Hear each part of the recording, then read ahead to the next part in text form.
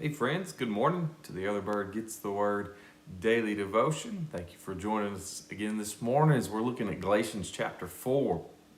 I'm about to wrap up the chapter today called A House Divided. So looking at the scripture, just look at the last two verses 30 and 31, and I'll kind of go through what Paul is writing about to the church of Galatia in these verses. But he says, nevertheless, what the scripture says, cast out the bondwoman and her son, and the son of the bondwoman shall be the heir to the son of the free woman. So then, brethren, we are not children of the bondwoman, but of the free. Now, what Paul is talking about, and you go back and read all of that section there, there's about 10 to 12 verses there, and he's talking about Hagar and Sarah. Hagar and Sarah. And who's Hagar and Sarah? Well, they were with Abraham. Sarah was Abraham's wife, and Hagar was the slave or the servant of Sarah. And of course, if you go back all the way into Genesis 12, you see that the promise that God made Abraham, and that promise was that he was going to give him an inheritance or children as numerous as the stars of the sky. And so to do that, he had to have a child. He had to have a son.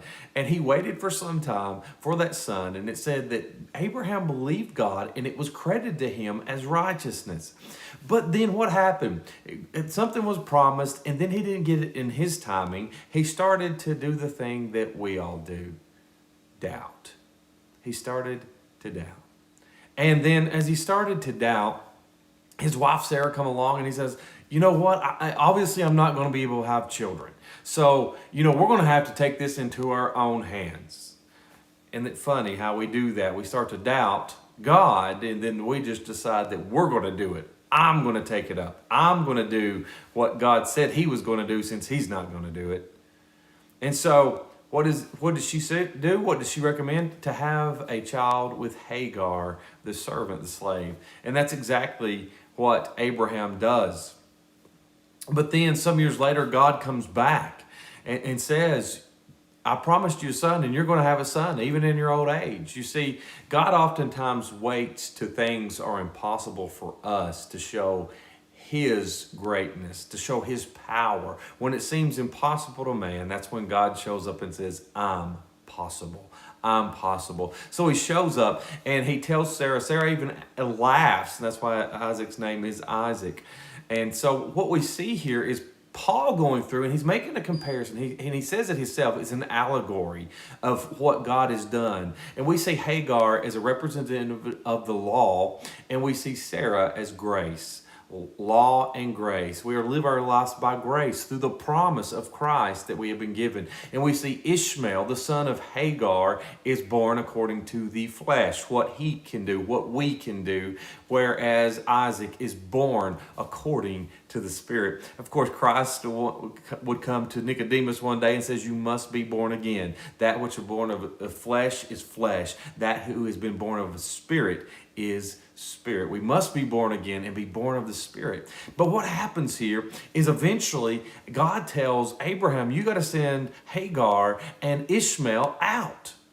Why? Because it was a house divided. And a house divided cannot stand. What do I mean?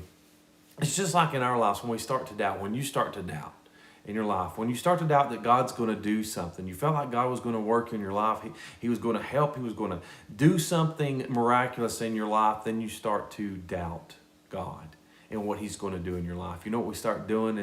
We start inviting Hagar and Ishmael back into the house. You see, Ishmael was making fun of Isaac and poking and trying to take Isaac's place, the promised son, and Hagar was being a burden to Sarah, and Sarah was really having a hard time with Hagar and being difficult, mean to her. So that house became divided. The house, because why? Because law and grace don't mix. Flesh and spirit don't mix. It's a house that will be divided. But so many times people will get saved, get born again, and then somewhere in their walk, they feel like they have to once again be good enough. that you have to live according as to the law, and you start doing things according to your flesh. It means how you want to do it, how you want to follow, how you want to listen. You say, well, God's not going to work anyways, and that doubt and that fear overcomes you, and you start doing the things like you used to do. So we need to send Hagar and Ishmael out of the house, because a house divided cannot stand. We are saved by grace through faith, friend. There's nothing that you could have done. There's nothing anyone can do, because we have all sinned and come short of the glory of God. And that is a wonderful thing, that it is through God that I don't have to be good enough. I just have to trust in what Christ has already accomplished on the cross, that he died and rose from the grave to give me victory, to give you victory on whatever it is. So let me ask this: what are you doubting God about today? Are you allowing the law, are you allowing your flesh to dictate your decisions, to dictate your life, because you're starting to doubt what God has already accomplished in and of you?